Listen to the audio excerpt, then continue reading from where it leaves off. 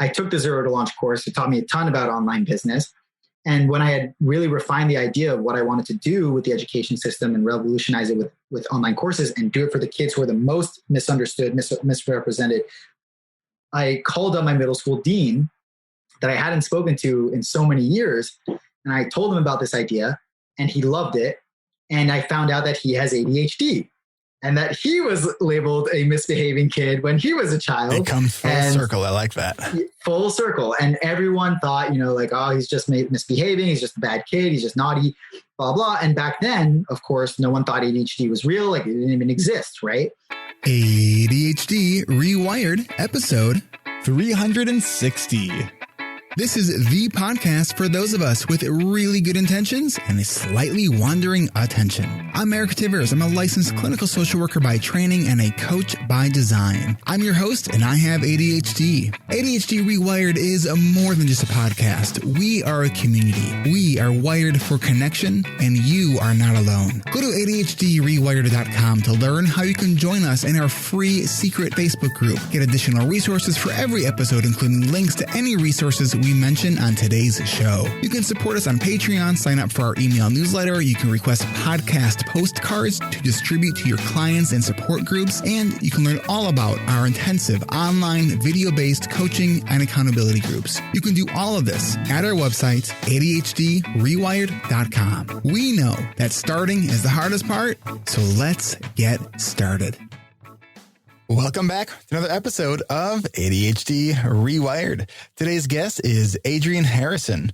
Adrien is a serial entrepreneur specialized in education technology and digital healthcare, and he's had his own rocky road with education. As the founder and CEO of smartcourse.io, he's focused on solving all of education's failures, especially for kids with special needs, by bringing together the world's leading experts and the most effective treatments and strategies. SmartCourse is making sure all kids get access to equal opportunity, a solid education, and a chance to thrive.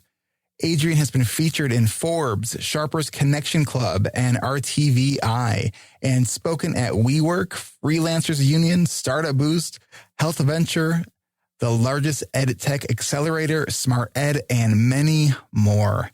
His mission is to empower parents, educators, and medical professionals and other caregivers of kids with ADHD to help students with learning and attention issues thrive throughout their lifespan. Adrien, welcome to ADHD Rewired. Thank you. Happy to be here. For intro number 2, how was that? Great. I think we should start off this conversation just by sharing with listeners that we're December 17th. So we're at the end of the 10-year year. It's like 4:45 p.m. My meds are wearing off. I don't know about yours, Adrien. And it was an e-learning day. So I just got to my office not even an hour ago. So that's kind of where we're starting from. And the reason this is take 2 is because, my mixer was plugged into something that made it die. And then I forgot to hit record on something. It was like everything that possibly could have not gone right, didn't go right. And here we are. So succeeding through failure. And when Adrien and I first met, he reached out to me. He was doing a telesummit, and I was just kind of curious about his story. And when he started telling me his story, I knew that he had to come on the podcast. After reading his intro to you, you might be thinking this guy has probably been doing this for a really long time. All these things he's doing. He's just a CEO of a company. Adrien, how old are you? I'm 25. 25 years old. So so we got this guy here who had me on for his telesummit that is going to be February in 2021. We'll talk a little bit more about that later. And I got to say that I think Adrien was the best interviewer I've ever been able to experience, being on the other side of the mic. So I'm really excited to have a conversation here with you. So Adrien, welcome to ADHD Rewired. Thank you so much. I know my listeners always like my unmedicated episodes. So, hopefully we actually, tell the story and share the things with listeners that we are hoping to do today. Because I know that we're wanting to talk a lot about sort of the entrepreneurship lifestyle, right? But I want to hear your story first, because I think it's a really interesting one, because it really is the story of your why. Yeah. So the story starts in preschool at a French school in New York City. And for those of you who don't know, that the French school system is very strict compared to the American school system. And I was always a very curious kid. I would always get into a lot of trouble at school. One of the stories was in what's called moyenne section, which is like it's in preschool. It's the second year of preschool. I had a crush on this girl, and this is like 4-year-old Adrian. And to impress her, I think she asked me to, but she asked me to cut my hair. And so I just immediately grabbed scissors on the desk. Yep, snipped it. And the teacher saw this happen and actually like grabbed the hair lock, put it in a envelope and sent it to my parents to show what Adrian's up to in school during the day. So there's a couple more instances like that. I just over time had developed a bad reputation. And so there were instances where I was being labeled as the bad guy or the culprit, even in situations where I wasn't, because of that reputation. And so I would spend like almost every single day in the dean's office throughout my school years. And, this was like through preschool and definitely through elementary. And then it continued on through middle school. In particular, there was a teacher who really had it out for me. She didn't like me very much. And I would ask a lot of questions in her class, and she wasn't having any of it. So she just sent me out of the classroom immediately. And I expected, this is middle school now, the dean to be a lot more strict and severe and reprimand me for that behavior. But he was actually really cool and really understanding.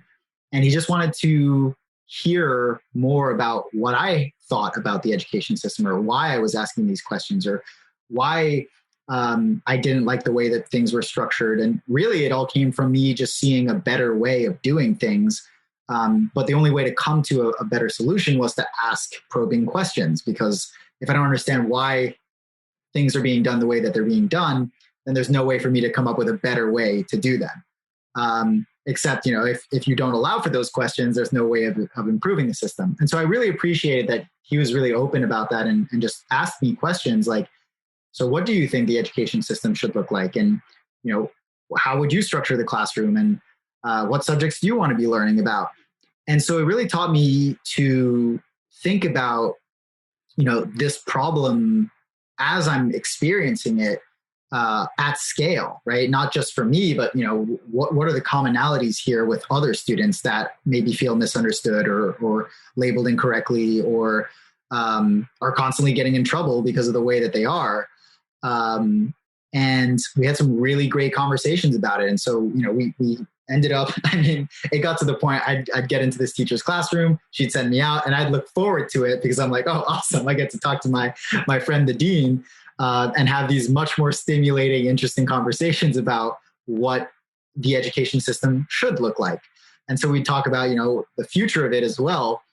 And that really stuck with me for a long time. Fast forward a couple more years, in 10th grade, I switched schools to an American boarding school by choice. I'd wanted to leave for a long time. My parents really weren't having any of that, but I kept pushing and pushing for wanting to try this out myself. And eventually they agreed. And so I ended up at this boarding school, and it was like completely different. So polar opposite in terms of how supportive they are of students, and making time for them, and just being supportive in terms of hey, here's my study hour, come here, I'll tell you exactly what's on this test, and we'll practice the problems on it, and then you're virtually guaranteed to get a good grade if you put in the effort. Whereas in the French school system, it was very much like, if you pay attention in class, If you take down notes or you just regurgitate information that we force you to memorize, then maybe you get a good score, maybe not. And there's all kinds of tricks and stuff. And I'll get to like the mentalities, because then fast forward a couple more years after that, I went to a college in the UK called University of St. Andrews. And so I got to see what the UK's educational system was like and the pros and cons there. And so the way I describe it is the French education system wants to put you down so that you want to prove them wrong. So it's really good for students who get riled up by that and are like, I'm going to show you, right? But it's not good for anybody else, which is probably most students. The American school system is, we'll pull you up even if you don't care. So they're like extra supportive, like, even if, in fact, if you are troubled or if you have extra problems, we're going to go the extra step to help you. And the UK system is, we don't really care what you do, but if you do good, then good on you, right? So they're just a lot more hands off. And at least at the university level, just show us, right? Like if you pay attention, you do good, that's on you. If you don't, that's on you. And so, I'd seen like a couple of inconsistencies in this university system, which is definitely something that I want to get into, where, again, you'd be studying for, weeks on end with the study guide provided to you by a professor, and then get to this exam, right? You're cramming all this information into your head. Most of it is stuff you will never use again. And even if you were, you definitely don't need to memorize it. You could just Google it, right? So it's just like all of this is like, why am I spending so much time doing this? And then get to the exam and realize like, half the stuff that was on the study guide is not on the exam. And so it's just like a huge waste of time. And I felt like I could be spending my time so much better than following these preconceived ideals of what it is to be smart, or what it is to get good grades so that you can get a good job, so that you can provide for your family, have a good life. And these are all ideals that were passed down from my parents' generation, but had completely shifted by the time that I got to university, and definitely more so even now, where college does not guarantee that you will get a job anymore. It's just the higher likelihood that a employer who requires a degree takes you over someone who does not have a degree. And that's it. But as we've seen with the student debt crisis today, it's ridiculously large, trillions and trillions of dollars in debt, because students are not able to get themselves out of it after they get that degree, because they can't get the job that they're looking for. And they're not, and, even if they were to get that job, just the astronomical amount would take so long to pay off. And what's crazy to me, and what really struck a nerve, is that we're asking like 18-year-olds or younger to be making these decisions about the rest of their lives. And I don't know how you guys were at 18, but I definitely was not ready to make a decision that would get me into literally hundreds and thousands of dollars in debt. So that pissed me off, and I wanted to do something about it. And here's one big positive of my experience at uni. Number one, I was doing a joint honors philosophy, film studies, and management program. So as part of my philosophy courses, I actually really enjoyed them. They taught me to think critically about what I'm doing and why. And that was really useful to just better assess, like, how am I spending my time here? Is it really worth it? And then through the management school, there was a module or a class called Enterprise and Creativity. And they basically had us build a startup over the course of a semester. And I absolutely fell in love with that process then. And this is just, randomly assigned 5 college students, hey, go build a startup. Well, so what kind of startup did you build? Yeah, so it was this. So I had this idea for what was called Art After Hours. So we basically gathered all of the creatives in the community who were artists, and we wanted to make these like art gallery type parties fun. and also sell art to raise money for charity, to promote more art and creativity in the community. So the idea was we would host these events. We'd have all these local artists put their art up for auction at the event, and we guaranteed unlimited wine for anyone who attended. So that was like the draw marketing wise. What do college students like to do? Drink, especially UK students. So we just like bought more so than American students. More so than American students. Wow. Honestly, yeah, it's a different standard, especially Scotland. I mean, Scotland is like above and beyond. And so that worked brilliantly. And so we had tons of people come. Everyone was really happy, mainly because they were drunk and they were enjoying good art. We raised a ton of money, like tens of thousands of dollars that we gave to this local charity. And so it was a great success. And I was really happy with that. We presented to our class afterwards and got like a perfect score. So I was really, really excited about the prospect of being an entrepreneur. And so what's ironic about all of this is, having taken these philosophy classes and taking this enterprise and creativity module, I was like, why am I in university paying all this money when I could be making a lot of money as an entrepreneur instead and actually loving what I do? And so I decided I'm going to experiment taking a gap year to just see what it's like on my own. And what was really amazing about that for me was I, first of all, used to love reading when I was a kid. I loved it. But when I had to start reading for school, I hated it. And it's because it like completely changed the pleasure that I derived from it. Instead of I'm just reading because it's an interesting story or what I like, it's you have to read this for the purpose of writing this specific thing to tell me about a specific point. And that just sucked all the fun out of it. And so when I left for this gap year, I rekindled that love of learning that I had lost so many years ago, and hadn't even realized, right? It's just so ingrained that, you have to learn this way. You have to take a test this way. You have to read these things in this amount of time, that I had convinced myself that I hated to learn or I hated to read until I finally got to do what I wanted to do or read what I wanted to read.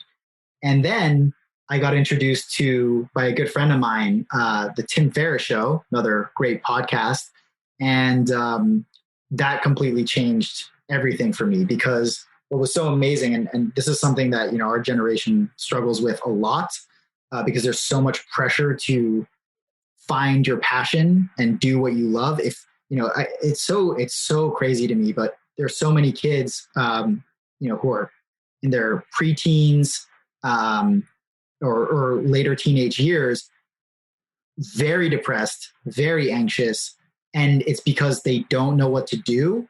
And they're seeing everybody else's highlight reel, and everyone else's highlight reel on social media makes it seem as if they know exactly what they want to do and they're very fulfilled and they're happy, but it's not, right? It's not the case. It's just this unrealistic depiction of life. And so they're comparing themselves to this unrealistic comparison that causes all of this anxiety and depression, because like, where am I falling short here? Why do I feel like I don't love what I do, or I haven't found what I love to do yet? And so what I want to talk about the Ferriss Show here is that it was one of the best things for me to better understand that, because what it does is it basically just brings together, some of the world leaders or world leading experts in their specific field. And then Tim just dissects how they got to where they are, right? And so it was really helpful to get introduced to so many different disciplines, so many different fields by people who were really passionate about them and were the best at what they did.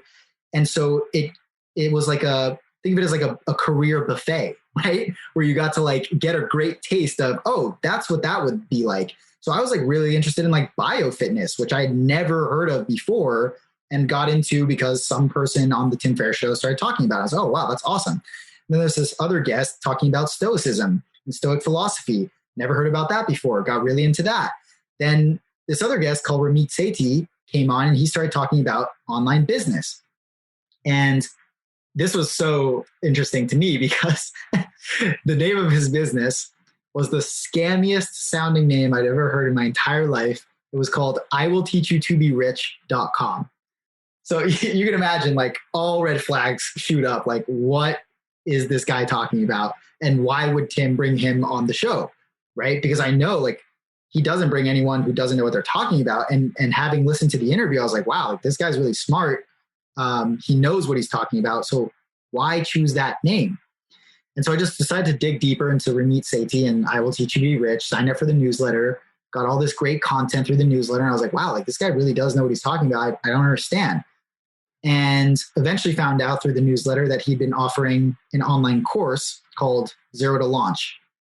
And that online course was essentially supposed to get aspiring entrepreneurs to launch their first online business. And this is at a time where, during my gap year, I had worked as a freelance videographer. I had worked as just like a tech assistant for my parents' friends. I was just trying to figure out what can I do? What skills do I have that I can provide to somebody else to make some form of income? And that started to go pretty well when I started understanding more and more about online business, because all of these parents, friends of mine that I was helping with their computers, I was realizing that they were baby boomers who had their own businesses, and those businesses were at risk of going obsolete because they themselves did not know how to update their website or use social media or do any of their marketing. And these were things that I had just grown up with. So even though I was no expert by any means in social media marketing at the time, I knew more than they did about Instagram or Facebook or LinkedIn. And so I was able to say, hey, look, I skipped over a couple steps because I had started another nonprofit during this gap year where I taught myself web design with the website builders of the time. So there was like WordPress, there was Squarespace, there was Wix, and Squarespace seemed like the easiest one for someone who had like no experience to onboard on. So I started using that, and I started providing that as a service to these people because I was like, hey, I checked out your website and it looks like 10, 11 years old. That's not going to fly with people in my generation, and definitely not with people in your generation in a couple of years' time, because all of these new websites are coming out and they look way more legitimate, like they can be trusted, etc. So I just learned how to build websites. How about I build you a new website? And it was like, $200 for like the whole website at the time, because I was just starting out. And I knew, if I want to make this a business, I need to get testimonials from my clients. My first initial clients are going to be the most important people in the world, because they're going to rave about how great I was to other people. And that's going to allow me to get more clients. And then I can start raising my rates and stuff like that. Adrian, yeah, you're absolutely right about the importance of those testimonials. Mm-hmm. So what we need to do right now is take a quick break. We're going to, add some testimonials for my coaching groups in this ad that you're about to hear, and then we will be right back. Brilliant. Support for this podcast comes from the ADHD reWired coaching community, which includes our intensive coaching and accountability groups and our alumni membership community. This isn't a crash course where you meet a bunch of cool people and make a bunch of brand new friends and everything's great for 10 weeks and then you go back to your regular life. This is integrating tools and new understanding about yourself that you carry on into the rest of your life. And in addition to that, not just with the A teams that we are in and the members of our group that we build relationships with that are obviously going to carry on, but that also by being part of the same mighty network as the alumni community, I already feel like I'm part of this larger continuing organization. I don't feel like I'm going to be left back to my own devices after our graduation. And I already have all these great plans and a couple relationships built with alumni community members from past group sessions. It feels wonderful. To learn more about our coaching and accountability groups, go to coachingrewired.com. we are happy to announce that we have set dates for our registration events. See, if you've been listening for a while, I told you it would be here before you know it. And here it is. Our registration kickoff event will be Thursday, February 25th at 11:30 a.m. Pacific time, which is 2:30 p.m. Eastern time. There are over 100 of you right now who have added their names to our interest list for our next coaching season.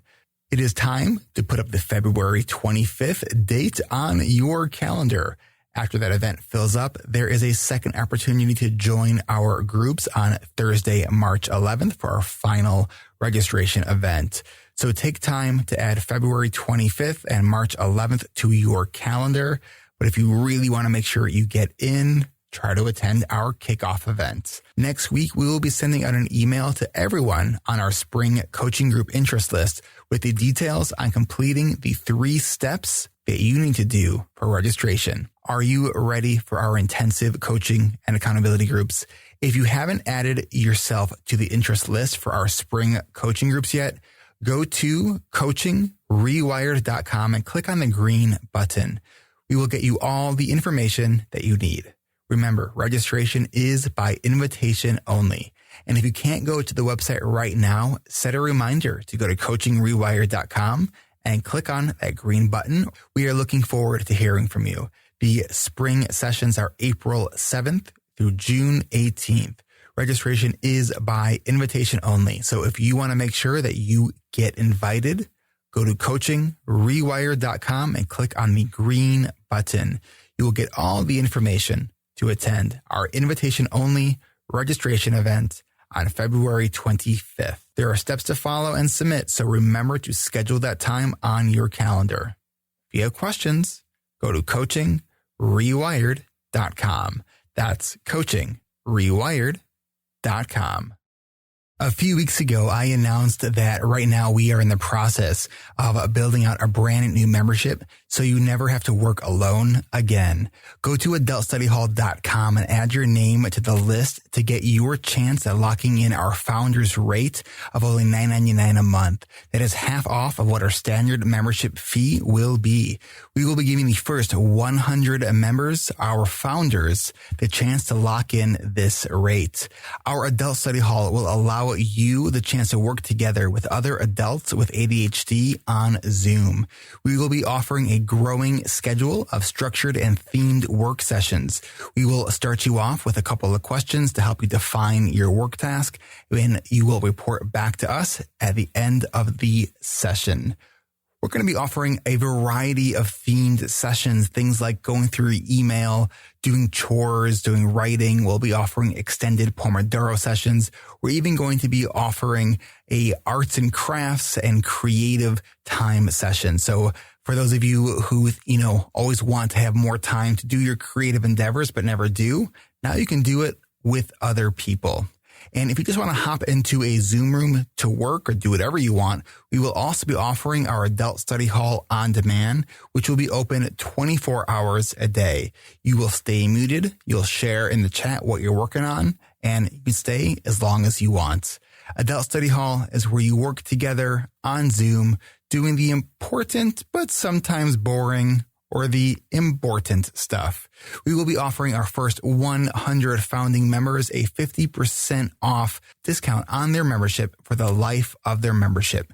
Become a founding member and you can join for only $9.99 a month. As long as you stay an active member, your price will never go up. This price will be limited to the first 100 founding members, so get your name on that list as we are continuing to build this out on our end. We will have more information in the weeks ahead. If you want to be a founding member, go to adultstudyhall.com. That's adultstudyhall.com. All right, we are back. So you were, after you all heard, the testimonials for ADHD reWired's coaching groups, Adrian was talking about how he started his websites. He knew he needed to get some testimonials. So he built these dirt cheap websites, reaching out to people. All right, keep going.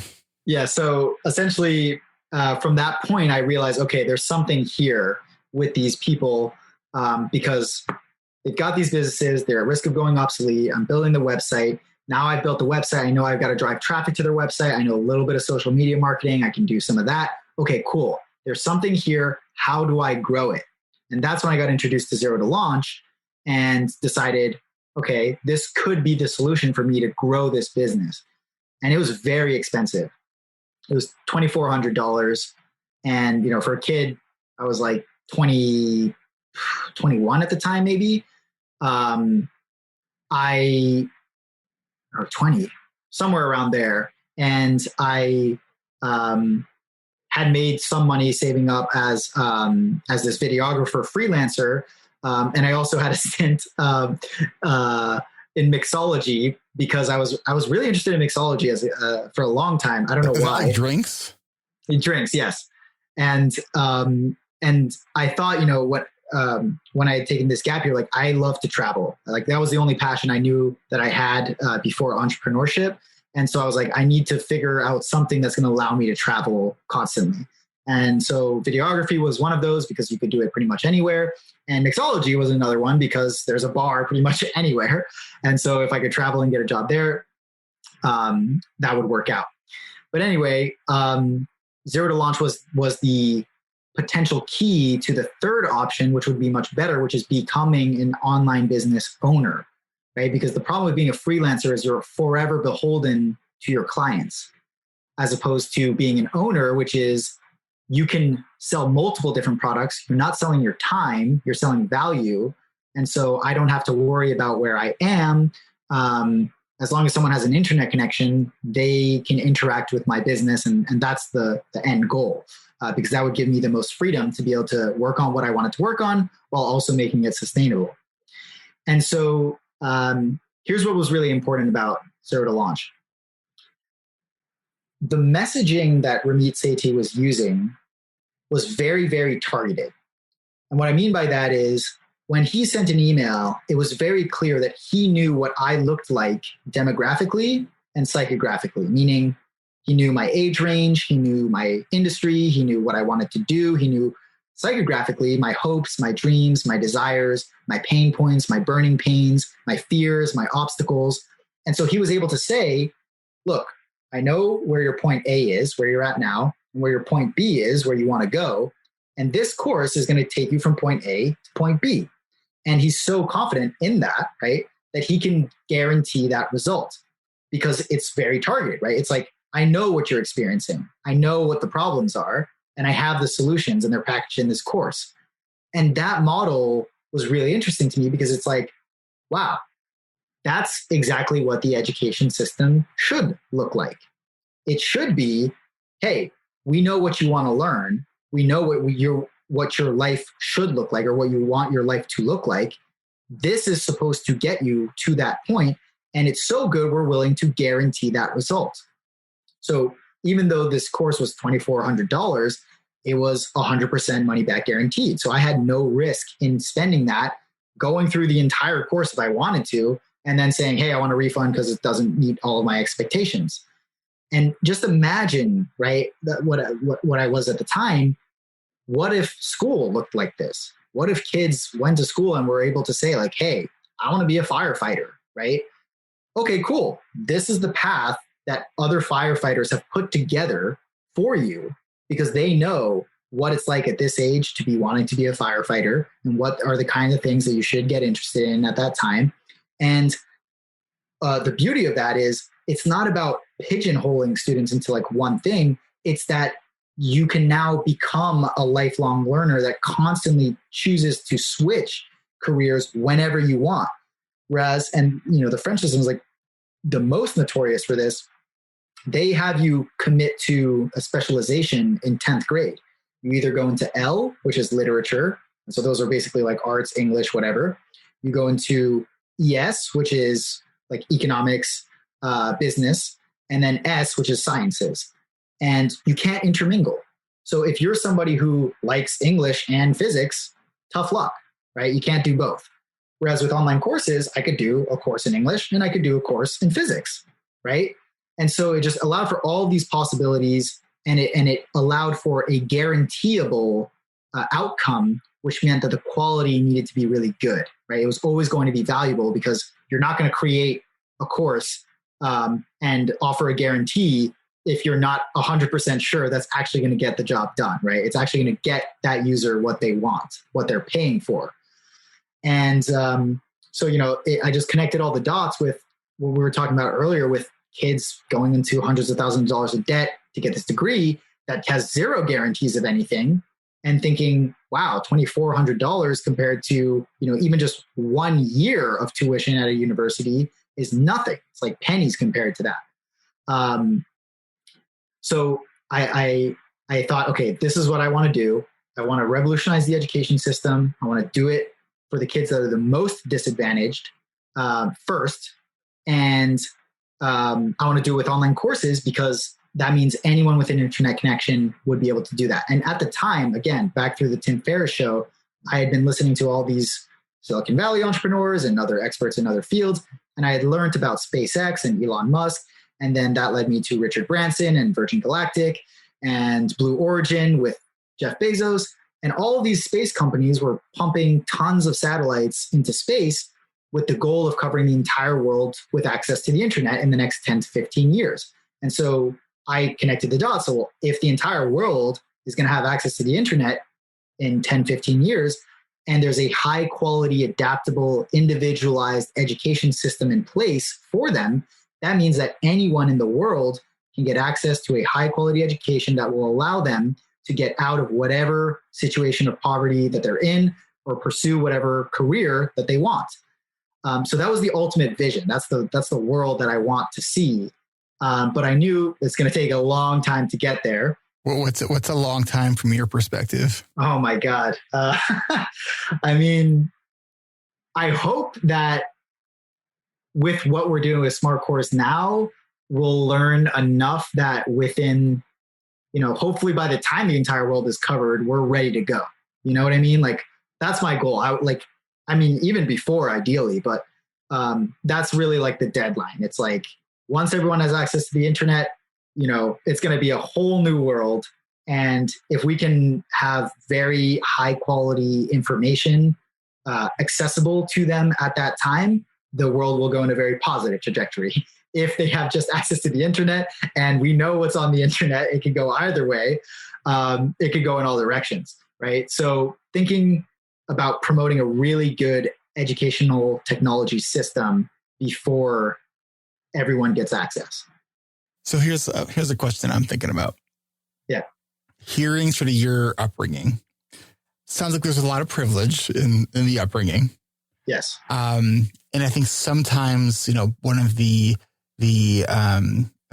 effects of having privilege is that sometimes there could be blindness to some things just because it's the lens in which we were born into, and unless we make very intentional, deliberate steps to sort of try to step outside of that privilege to understand that, most people don't have these kinds of opportunities, right? Yes. So I hear you saying that. So in theory, that with everyone being able to have access to the internet, your part of your mission is to reach people who are less privileged, of lower socioeconomic status. Do you think that, and if so, what do you think you would do about this? Do you think that that individuals who might be of lower socioeconomic status may be less inclined to even know that there's this world that exists, that you can learn all of these things that don't need to be part of the quote unquote the system, right? So my question is how will you bridge that gap? Yeah. And they also don't have the time, right? That's the other huge barrier there is most of the time, if you're from a lower socioeconomic status and you're trying to get out of it, you're probably working more than one job, right? You probably have a lot of kids, right? And that's going to take up so much of your time. You're not spent on the top of Maslow's hierarchy and self-actualization. Exactly. You're right. You're just trying to get food on the table. Exactly. And so you have to bake it in. And this is why, having a track record of success for some people is the only way to be able to make the case for the government to make this part of the public system, right? Where it's like, you have to go to school, right? And so at least let's make that part of the education system work. So let me ask you this too. So I want to pull back again. We're talking about sort of entrepreneurship here. Mm-hmm. As an entrepreneur, entrepreneurship is not just like a thing that we do. It's a way that we think. Yes. So as you're thinking about trying to change big, stubborn systems, right? How do you bring a entrepreneurial mindset into that? And I think this is an important question to think about too for listeners who are in, a corporate job, but they're like, well, it's like this, there's lots of things I don't like about the job, but like, I'm only, this rung of the position. Like, what can I do? And I think that you can have an entrepreneurial mindset no matter where you are in life. And I think you can have an entrepreneurial mindset in your family. Yep. So what do you as an entrepreneurial mindset?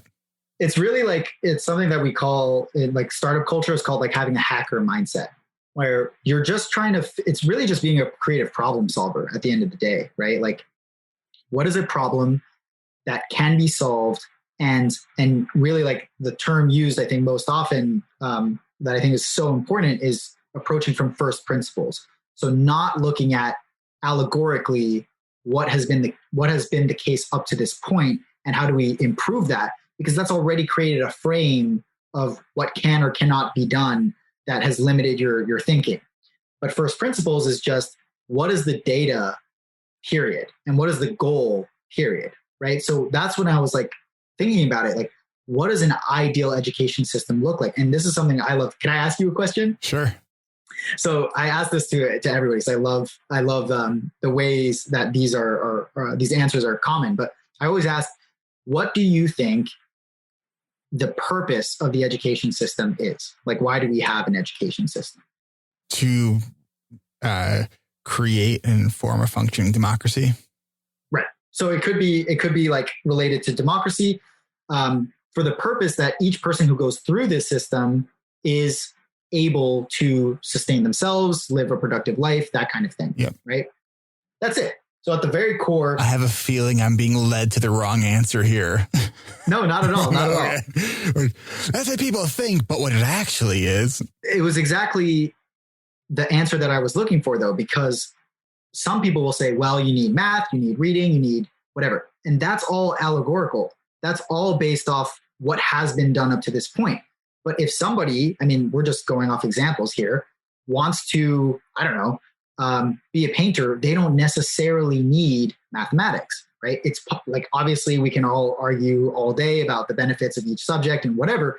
But the point being, if you're approaching from first principles, you're much more likely to get to a better answer that's actually going to solve the root cause of the problem that you're trying to solve. And so that's really what a hacker mindset is all about. And then also, how can I leverage what's already out there to make this much easier, right? So back to bridging the gap between people of lower economic status and these resources that they may not know exist or even be able to take advantage of, right? I think the only answer that actually works here is public school systems, right? Because if they're systems that are enforced, then there will be time built into it. I think it's going to be very tough for adults to take advantage of, because if you're already in that situation where you have kids, you have 2 jobs, you have 3 jobs, whatever it is, you can still do it. It's going to be incredibly difficult. But you can still, shave off every couple of minutes free that you have per day on taking a course, right? And save up for an enormous amount of time to be able to take a course. But do you really want to do that? That's a totally individual decision. So that means for those families, the best way to help them is to help their kids, right? Because if their kids are able to do really well, and hopefully they're able to then help their parents, right? It's like kind of a backwards system, right? It's not trickle down, trickle up instead. but that's how I've been thinking about it so far. I don't know the correct answer, and it's going to be very tough to solve. But I'm thinking over time, over the long term, if you start with an education system that's actually effective and is way more affordable, because again, right, like we're talking about definitely not a perfect system, but at least a 10x improvement over the existing system, right? Because spending hundreds of thousands of dollars on this degree and potentially not getting a job versus taking a specialized course that's a fraction of the cost and definitely getting a job is way better, right? Yeah, I remember when I don't know, it's about probably 10 years ago when the discussion became, there's more of a discussion around, is college actually a good financial investment, right? And it's like growing up, as I grew up in the Chicago suburbs, a very, affluent area, a very privileged area. The college was assumed, right? It's like, yep. Where I went to high school, what do you mean you're not I think 98% of the people that went to high school went to college, right? Like that's so. And now we're really looking at that and looking at higher ed. I mean, I remember when after I finished my undergrad, I took 2 years off to work, and then when I did decide to go back to grad school, there was Loyola was a program I really liked because it was very clinical. It was a 2-year program, and it would have put me $50,000 in debt. Yep. For a degree in social work. Or I could have gone to the University of Illinois at Chicago, the Jane Addams School of Social Work, which is where I did go. I could enter as an advanced standing student because of how I did with my undergrad. So I can basically enter as a second-year student for $7,000. And knowing the kind of learner I am, I'll go after the information I want to learn, right? So it was like the program with the good reputation for a clinical program for $50,000 for a degree in social work, or $7,000 for a degree in social work. Yeah. When, my mindset was like, yes, I know what the average social worker makes. I also had no intention of being the average social worker. Right. But it was an economic decision. I was like, it doesn't make sense to I'm not going for a degree I'm not getting my MBA. I'm not going to law school where, the average person is going to be making a lot of money. So I do think that we can develop so many skills that are, whether it's through, and you market them through your own business, or even just, I encourage people who maybe have a spotty resume. It's don't worry about your resume so much. Go sell your skills, right? Tell people what you got to offer. 100% skill building, right? And that goes back to that entrepreneurial mindset that we were talking about is, and this is something that, at our summit, we had Rick Fiery on. He's from this company called Inventive Labs, and they focus on I had them on the podcast readiness. a couple of years ago. There you go. Yeah, awesome. I think I remember them making them build a pillow fort because they were meeting in a glass one of these glass conference rooms, and the echo is so bad. I'm like, no, this will not do. So we spent the first half an hour having them go around their office, literally grabbing pillows and blankets from every person's office until the my neurotic audio sort of that was satisfied. So yeah, Inventive Labs. Yes, I love their work. And it's really because we had such a great conversation on career readiness versus grades, or what most parents consider the most important thing is get good grades and then you'll get into a good college. But again, if you don't have the skills or you're not ready to do the right career, that's defeating the purpose of why you're going to school in the first place. Because again, that education system exists solely so that you as an individual can get build the life that you want to live, because you've got the tools you were empowered correctly to be able to do that.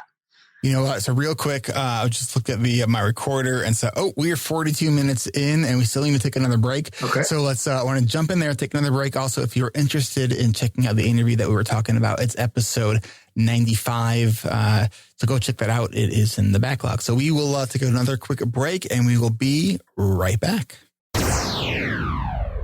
Support for ADHD reWired comes from patrons who support us over on Patreon. Ad-free episodes for our patrons who give $5 a month or more are now here. If you want to get ad-free episodes on your podcast player, go to adhdrewired.com/patron feed. If you're a patron already, you'll need to be logged in. Then click on My Membership and click Acast. That's My Membership and click Acast. I think this is easiest from the desktop, from the web-based version of a Patreon. This should show you how to add the feed to your favorite podcast app. Unless your favorite podcast app is Spotify, then you'll need to use your second favorite podcast app. If you have any difficulties, let me know on Patreon and I can try to make some tutorials to make this as easy as possible.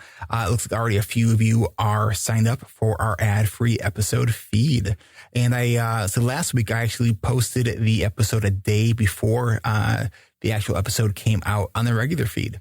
So I also want to thank a couple people here, Brendan C. at the $25 a month level who became a patron, and John G. at the $5 a month level. Thank you to all of our patrons from ADHD Rewired. We really, really appreciate everyone's support. And remember that patrons who give at the $25 a month level or more can join me on the fourth Tuesday of every month for a group coaching call on Zoom at 1 p.m. Pacific, 4 p.m. Eastern. All of our $25 a month patrons can join me for a group coaching call on Tuesday, January 26th at 1 p.m. Pacific, 4 p.m. Eastern. That's Tuesday, the 26th of January. If you are listening to this podcast on the day it came out, it looks like that's today. We do these calls every fourth Tuesday of the month. You can support ADHD Rewired even if you don't care about the perks. Maybe you're one of those people who get so much value from the podcast that you feel called to say thank you with a monthly financial contribution. If that's you, go to adhdrewired.com/Patreon. That's adhdrewired.com/Patreon. And thanks. If you are new to the podcast, welcome. Check out our other podcast. We have one for parents and educators called ADHD Essentials. And we have another podcast called Hacking Your ADHD with Will Curb. These are short, mindful ways to hack your ADHD. And coming soon, be on the lookout for the ADHD Friendly Lifestyle with Moira Mabin and ADHD Diversified with MJ Siemens. We are now looking at a early February launch for these podcasts. We said January, and we are now telling you early February. So be on the lookout for these podcasts. And you can join all of us from the ADHD Rewired Podcast Network on our next live Q&A on Tuesday, February 9th at 10:30 a.m. Pacific, 1:30 p.m. Eastern. We do these every second Tuesday of the month at the same time. To register, go to adhdrewired.com/events. That's adhdrewired.com/events.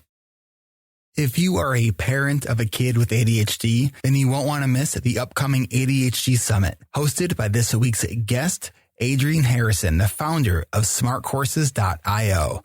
I am one of the speakers, and it was really fun getting to talk about kid issues since I don't really do that on the podcast. Go check out the ADHD in Middle School Summit. The kickoff is January 31st and ends February 5th.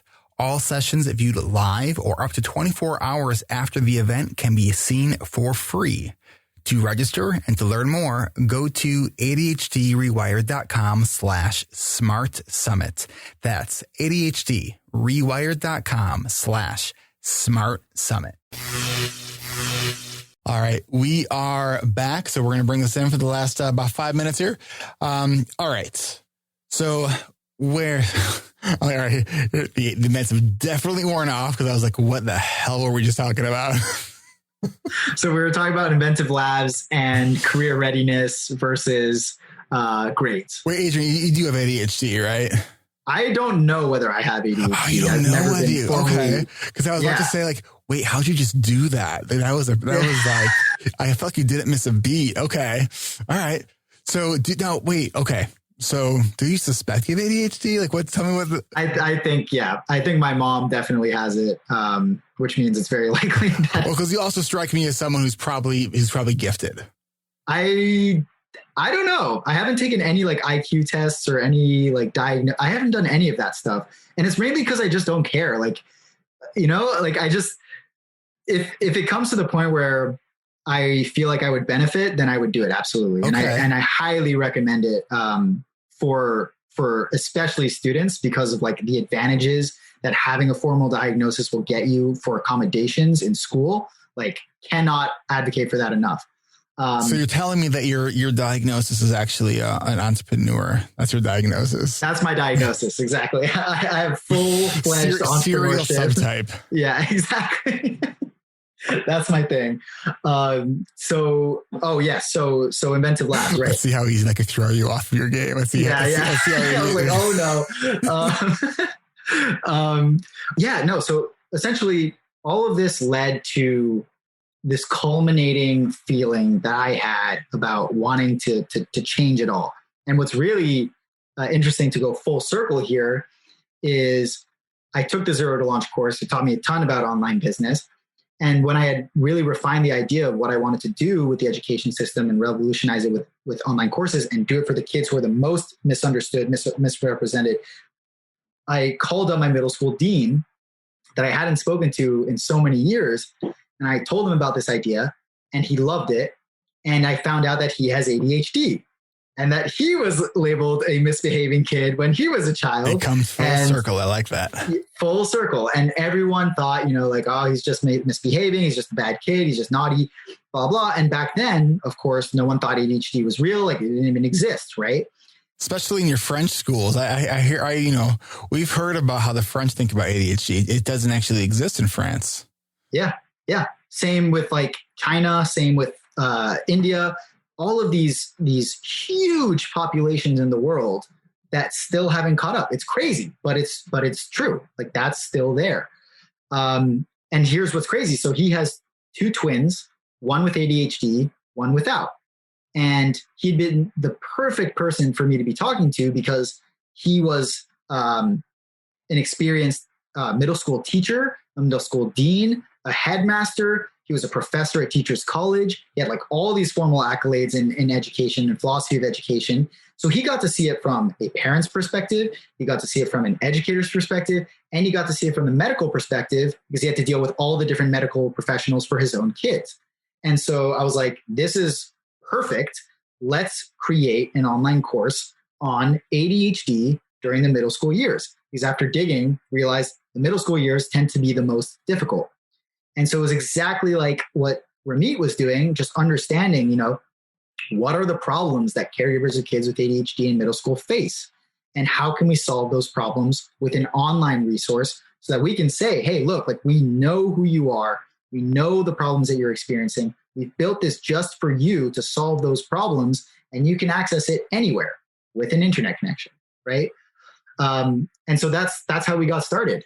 And then that led into the ADHD Summit, which, now we've got like over 60 of the world leading experts on ADHD who have contributed a masterclass or an entire like module in our online courses. It was really fun when you had me on, because I'm always talking about adult stuff, but I do I used to do a lot of kid stuff too, and it was really fun to be able to actually talk about things more related to kids, and just to share with listeners if you're interested in hearing Adrian interview me about a topic that is very important to me, something I did a lot of work on as part of my graduate school research, which was on self-awareness, self-advocacy skills, and self-determination.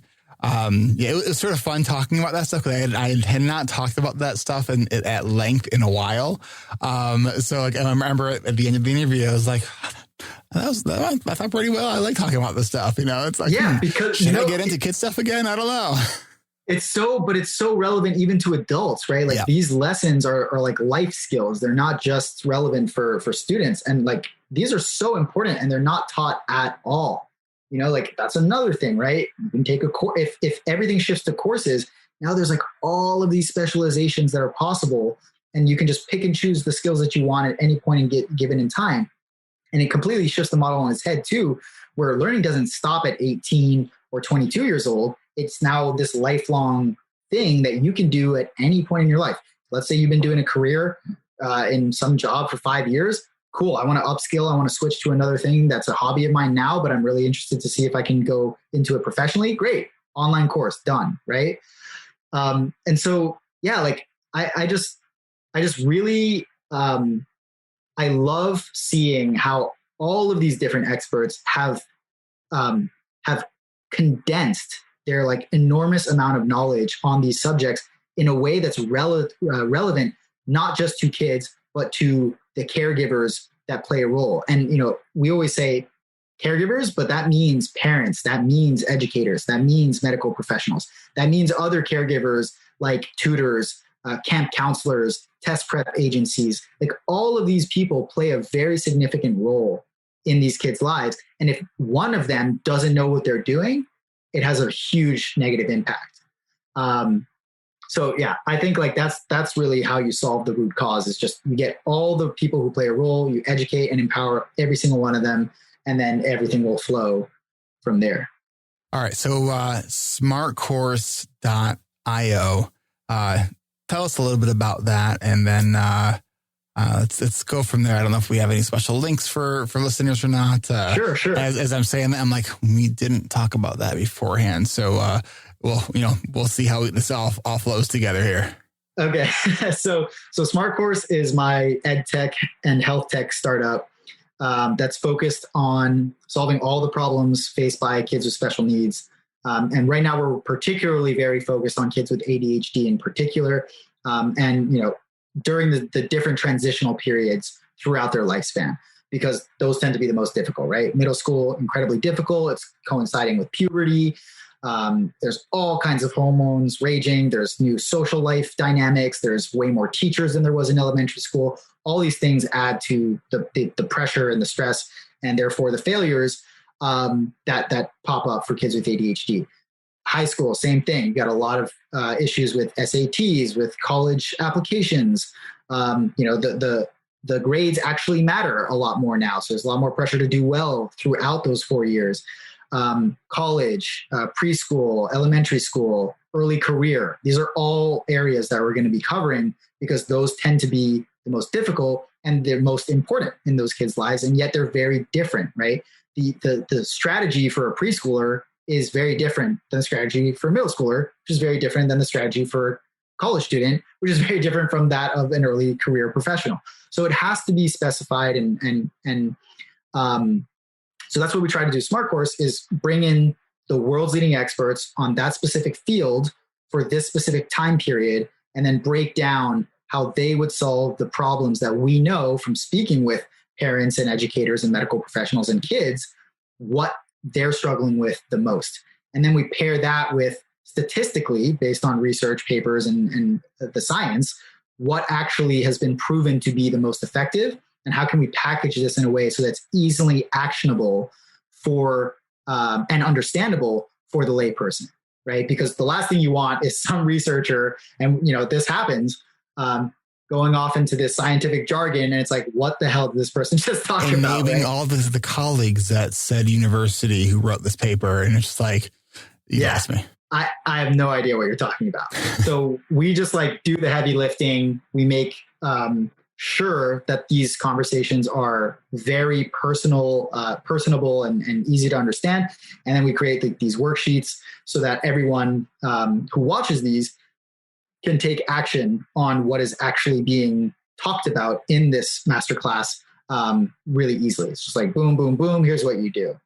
And I think there's more of that I'm seeing now too. Just the recognition of the importance of like science communication, right? I mean, here on this show, like Jessica McCabe, on How to ADHD, like distilling it so like a first grader can get it, right? Like, I don't care if like the Ivy League people can understand what you're saying. Like that's only helpful to them, and that's not who you're serving. Exactly. Right?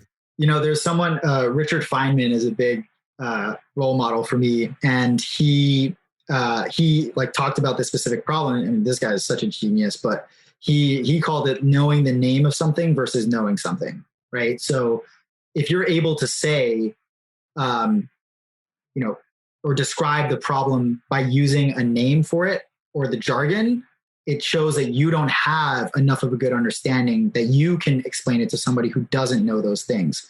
And so just really like spending the time, and someone who does this in modern day that I absolutely love, like very highly recommend for people, is this blog called Wait But Why. It's written by this guy named Tim Urban.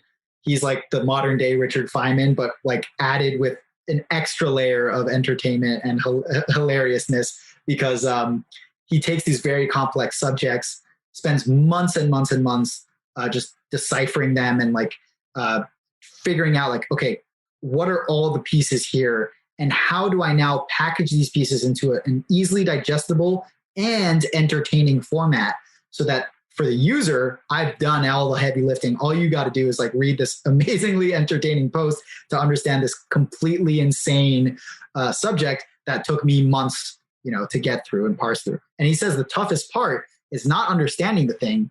It's spending time being able to understand, how do I explain this thing so that it's short and memorable and fun?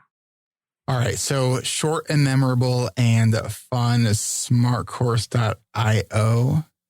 What else do you want to share about that? And where can people learn more about what you're doing? Yeah. So if people are interested in like me or connecting with me personally, find me on LinkedIn. I'm pretty sure I have a short link that's bit.ly/AH-LinkedIn. Don't worry. I know everyone just won't want. There'll be a link in the show notes. So just come to the website, adhdrewired.com/whatever episode number this is. It'll be there, or on your podcast app. A lot of the apps, or most of the apps, if you like tap on it, there's a thing that will say like see notes, and that will be just all embedded in there. Awesome. And then if you guys want to see Eric's talk at our summit, we have the next one coming out in February 2021. If you go to smartcourse.io/ADHD-summit, you'll be able to sign up for it there. It's completely free to attend while it's live. So share it with as many people as you can. That's it. I mean, yeah, I'm happy to connect with anyone personally, and look forward to seeing you guys at the summit if you decide to come. So we have a special affiliate link that you can check out this summit. What do we got? It's ADHDrewired.com/smart ADHD. We're literally making this up as we go right now. We're making this up. And then we're going to hopefully have it all ready at the time this comes out. We will. Okay. Let's say /ADHD-summit. ADHD. I might have one of those already. Oh, okay.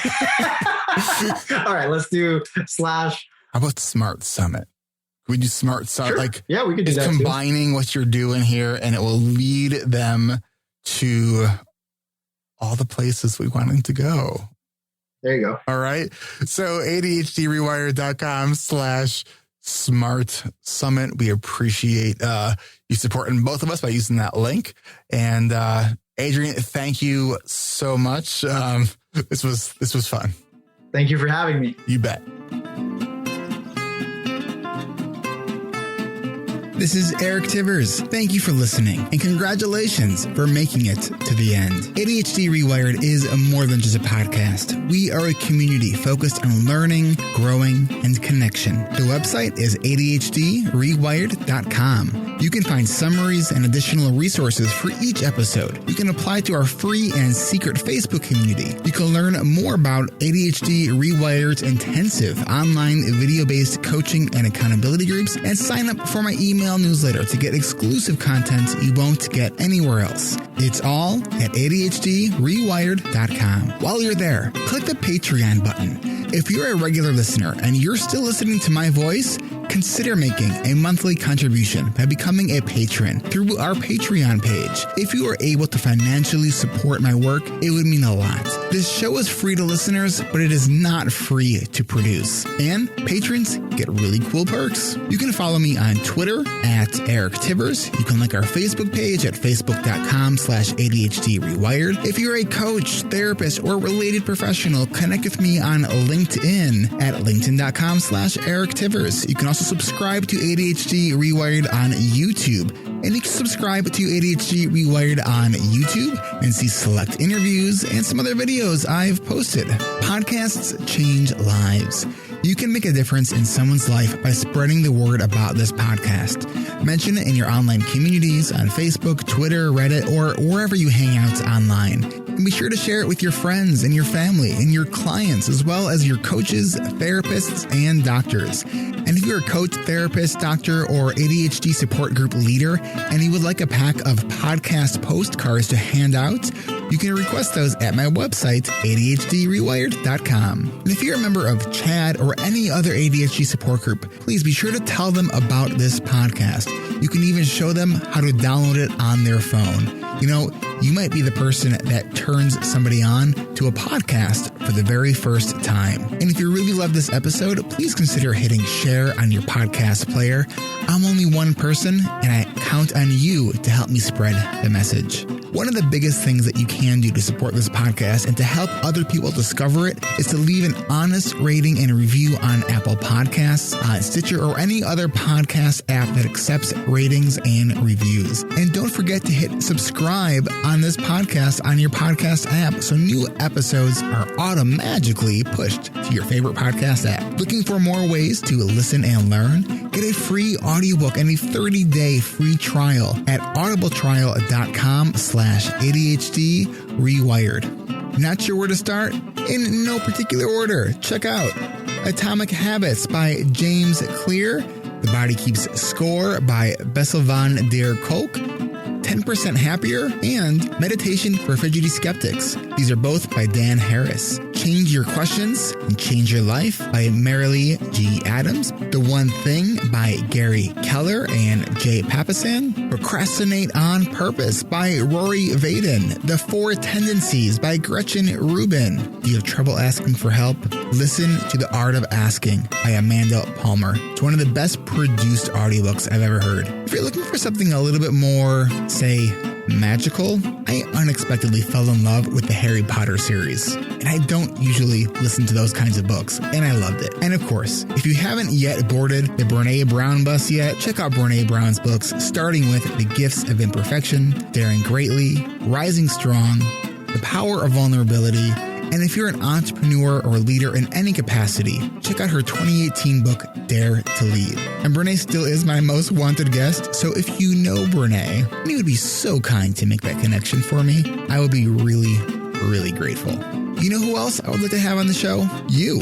Click the podcast tab at adhdrewired.com and then click the Be a Guest button at the top of that page and schedule a 15-minute pre-interview. This is Eric Tivers, reminding you to keep learning, keep growing, and keep connecting. Self-care is not selfish, and no matter what gets done or doesn't get done, at the end of the day, you are still enough. And no matter how hard it feels, we can do hard things. Thanks for listening. I'll catch you next week.